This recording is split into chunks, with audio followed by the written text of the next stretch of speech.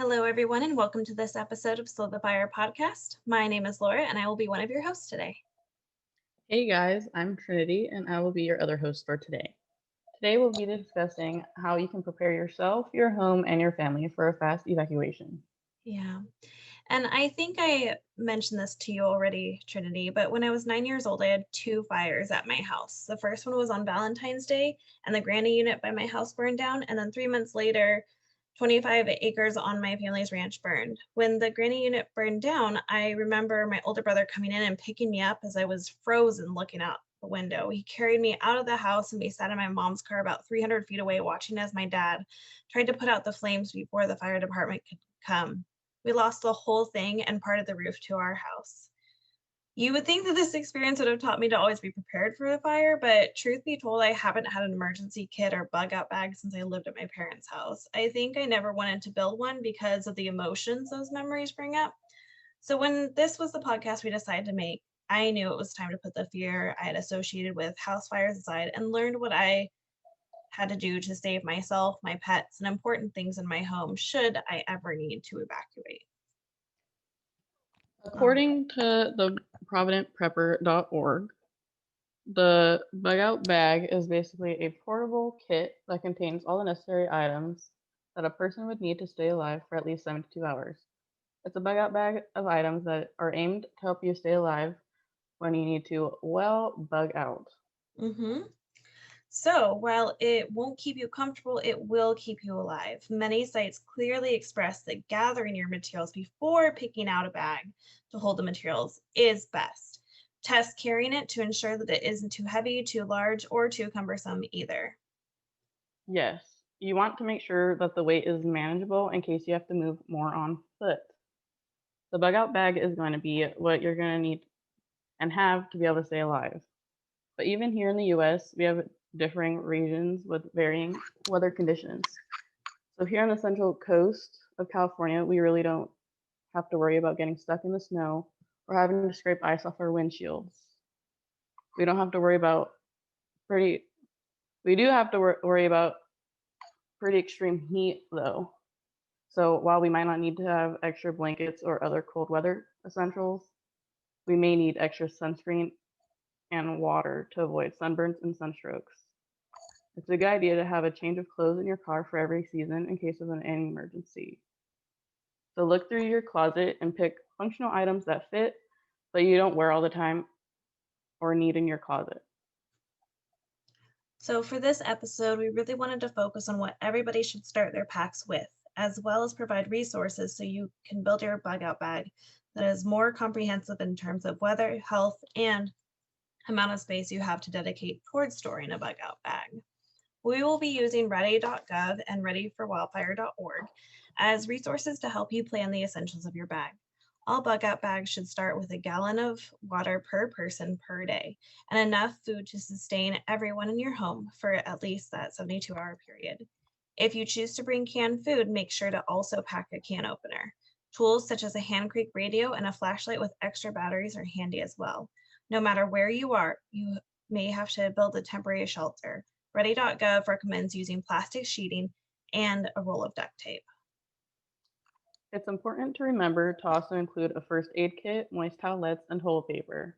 If possible, carrying a dust mask, garbage bags, and ties will also help to ensure safe hygienic practices. In the event where sight is limited or there may be a lot of debris, pack a whistle so you can signal for help if needed. For a list of more comprehensive items, please visit ready.gov and readyforwildfire.org.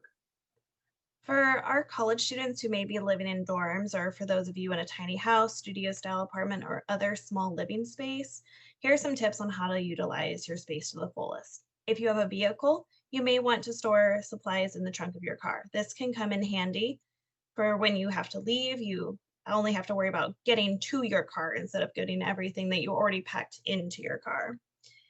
And even if you have a fully prepared kit at home, you never know where you could be for a disaster. Here in California, we have earthquakes and fires that could happen at any time.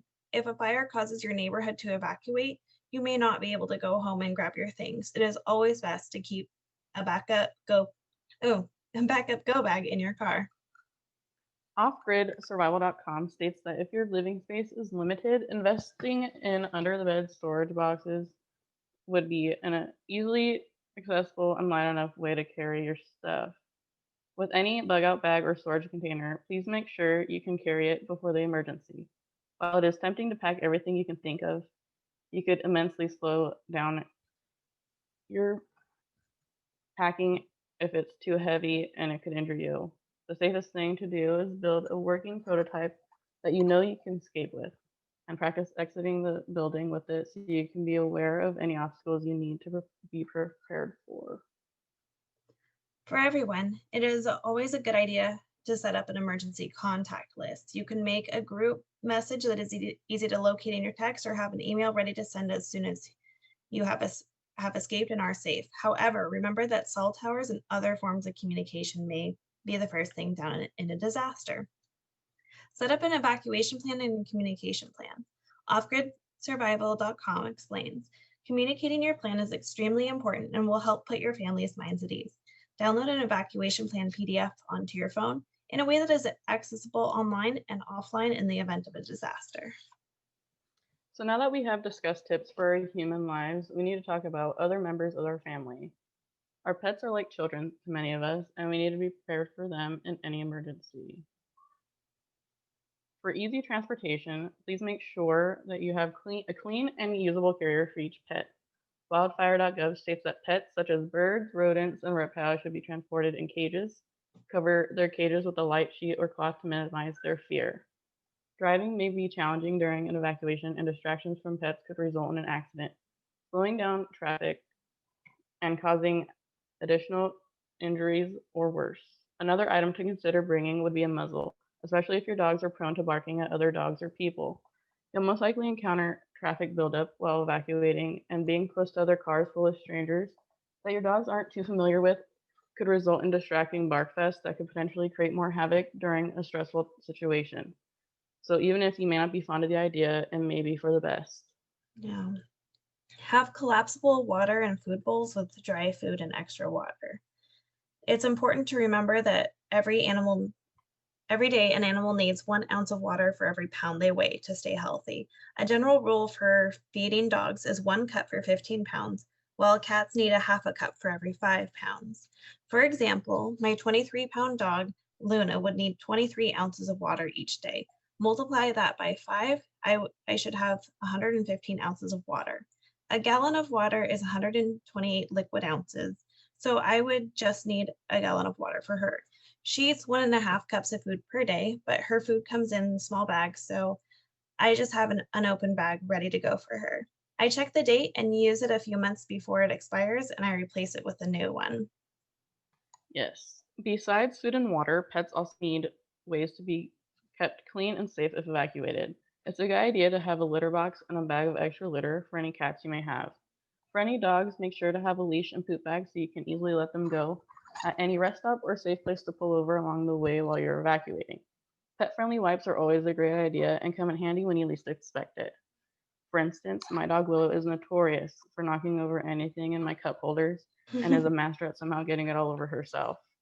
So being able to wipe her down at least when I'm not able to give her a bath is often my best resort. Mm. Now for an unfun fact. If traveling with animals, you have to be more prepared than normal. Many pop-up shelters may not allow pets, and you have to travel farther to a motel or be prepared to make other accommodations. Research in your community to find where you and your pets can be safe during an emergency.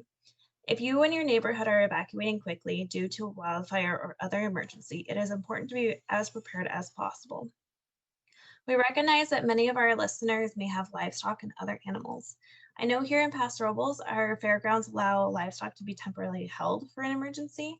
Check with your local fairgrounds, event centers, and companies that you may be able to rent a truck and trailer from. Always maintain a defensible space around barns or fields where livestock are kept. Remember to always mow before 10 a.m. as well to reduce the risk of starting a wildfire. And actually, that is what caused my parents' property to burn 3 months after the granny unit when I was 9 years old. My neighbors were putting a fence on a 110-degree day at 3:30 in the afternoon. Their machine sparked, and like I said before, we lost 25 acres of feed for our cattle. Also, if you cannot evacuate wildfire, readyforwildfire.org says to leave them in a pre-designated and cleared field with enough hay or other feed for at least 48 hours. Do not rely on automatic water systems. For any animal, keep records of vaccinations, pictures, and other information that proves your ownership. In each wildfire, animals are dislocated, lost, and scared. So having pictures of proof of ownership can help you get your animals back if they become lost. Make sure to check on social media sites for your area to see if they have post any pictures on possible lost and found pages to see if you could find your pet or help someone else find theirs. Yeah. My worst nightmare would have to be not being home when a wildfire starts and my animals being trapped in my house. Thankfully, I have the numbers of my neighbors and some close friends who could get my pets if I couldn't get home. I know I could text a close friend who lives 5 blocks away and meet her at a pre-designated location if time allowed. If the unthinkable happens and I am unable to evacuate my dog, she would have to go in our garage. Readyforwildfire.gov says to always leave an animal in a room with no windows, with food and water in an easy to clean space. Never leave them chained, inside or outside. Another important thing to keep in consideration when you're evacuating is to make sure you have copies of important documents such as passports and birth certificates. Having cash and credit cards designated for an emergency that you can rely on is often a best resort. Always have a real paper map with designated escape routes because you might not be able to access Google Maps or other map apps. Some cities and counties do provide pre-planned escape routes, but it is best to research this on your own since you never know where disaster could hit and you need a plan that is adaptable and efficient to safely get out. We realize that this has been a lot of information, and thinking about leaving your home and possibly animals behind is horrifying and heartbreaking. The best thing you can do, though, is be prepared for it.